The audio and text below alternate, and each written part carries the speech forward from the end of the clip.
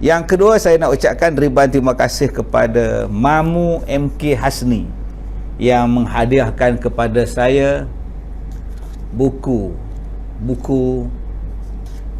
puisi beliau, sajak beliau, ya, salam puisi daripada Mamu MK Hasni. Wah, rupa-rupanya kita sekarang ni berbalas-balas komen bersama dengan seorang penyajak. Seorang penyair rupanya. Saya bacakan kepada tuan-tuan satu sajak daripada Mamu MK Hasni. Kusisir sebuah rindu, seperti kusisir rambutmu, tak kala mengirai dedaun hari, seperti membelai rambutmu, kusimpul rindu, namun tak kutemui hujungnya. Ini kata-kata cukup puitis daripada Mamu MK Hasni. Saya tak pasti dia dah masuk ke belum dalam ruangan komen ni. Seperti kusisir rambutmu, tak kala mengirai dedaun hari, seperti membelai rambutmu, ingin kusimpul rindu, namun tak kutemui hujungnya. Mamu MK Hasni boleh bagi kat saya puisi-puisi ni, kemudian saya lagukan puisi ni macam mana. Akan ku syairkan katamu, akan ku lukiskan janjimu menjadi coretan gurindam puisi cinta. Lagu Mamu MK Hasni pun ataupun puisi Mamu MK Hasni ni pun boleh saya lagukan secara spontan. Selepas hujan di hutan, basahnya sampai ke kota, selepas penat berjalan, kenapa berlari? Hidup ini jangan dipaksa-paksa, nanti mati di hujung jalan.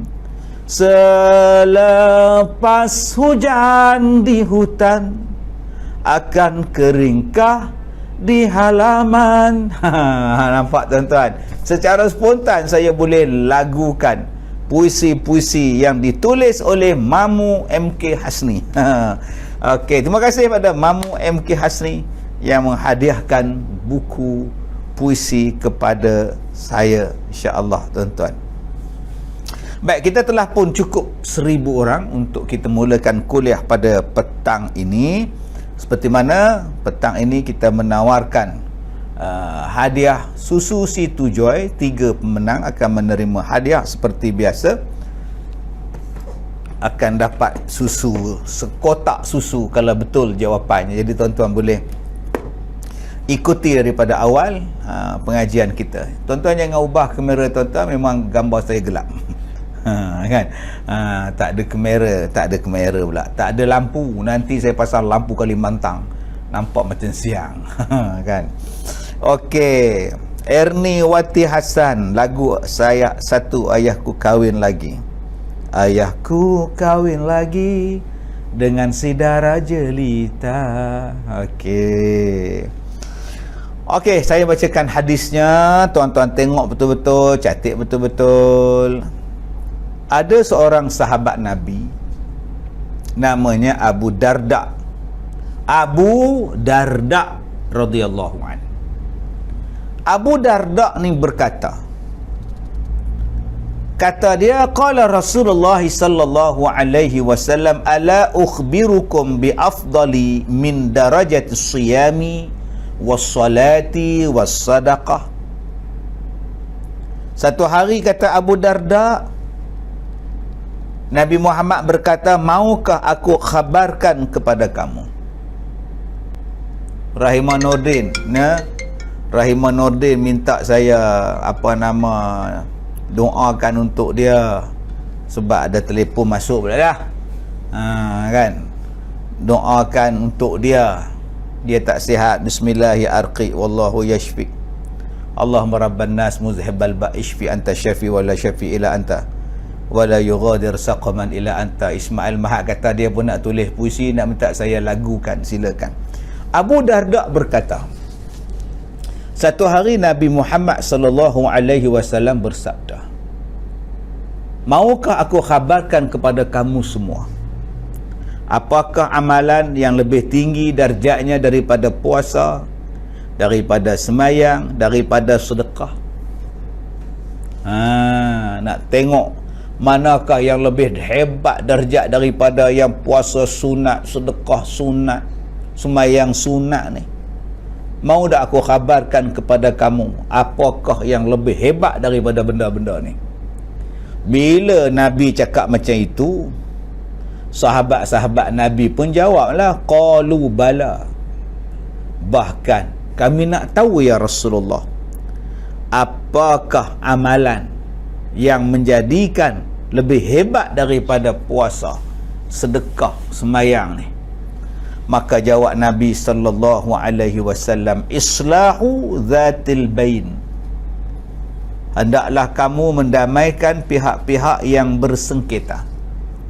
Fa inna fasada, maka sesungguhnya kerosakan zatil baini yang timbul daripada kejahatan bersengketa, hiyal haliqah, dia membawakan kepada kemusnahan di dalam agama. Hadis ini riwayat daripada Abu Daud dan Tirmizi. Baik, seorang sahabat Nabi sallallahu alaihi wasallam berkata, nama sahabat Nabi ni Abu Darda. Abu Darda berkata, satu hari Nabi Muhammad sallallahu alaihi wasallam bertanya, maukah aku khabarkan pada kamu semua apakah amalan yang tinggi darjatnya, bi afdali min darajati siyam wassalah wassadaqah, yang lebih besar daripada, tinggi darjat daripada puasa, daripada sembahyang, daripada sedekah sunat? Kamu nak tahu tak semua? Bila Nabi cakap macam tu, memanglah sahabat bila Nabi cakap macam itu, ya Allah, kita pun kenalah jadi macam sahabat. Bila sebut satu-satu amalan yang besar, kita kena semangat nak buat, berlumba nak buat. Fastabiqu khairat, buat. Jangan bila kata Nabi kata ni amalan besar, pahala dia besar, tak apalah biar demo je buat. Tak buat ke korban ni, tak apalah biar demo lah buat. Nampak? Tak sembahyang ke duha ni, tak apalah biar demo lah buat, kata si Husin. Tak sedekah ke orang susah tu, tak apalah biar demo sajalah yang sedekah. Kita Cik Purnama pula. Cik Purnama kata kat saya, alah Ustaz Razif tu memang jaki dengan kita. Kan Cik Purnama. Barkoba pula kata, kongsilah dengan masyarakat. Ni barkoba pula tuan-tuan. Tuan-tuan yang saya hormati, sahabat-sahabat ni bila dengar apakah amalan itu ya Rasulullah, apakah amalan yang lebih besar, tinggi darjatnya daripada puasa, daripada sembahyang, daripada sedekah sunat ni ya Rasulullah? Maka Nabi Muhammad sallallahu alaihi wasallam menjawab, kata dia, islahu zatil bain, hendaklah kamu mendamaikan dua pihak yang bersengketa. Okey, sesungguhnya kerosakan yang timbul daripada persengketaan ialah merosakkan agama, kemusnahan kepada agama. Subhanallah tuan-tuan, benar kata Nabi, sadaqa Rasulullah sallallahu alaihi wasallam. Hari ni kita lihat umat Islam di Malaysia ni dah berapa puluh tahun bergaduh. Dulu zaman British tak ada kita bergaduh, sama-sama Islam, sama-sama Melayu. Zaman Jepun tak ada bergaduh pula. Zaman British pun tak ada bergaduh pula. Jarang kita dengar orang Melayu bergaduh.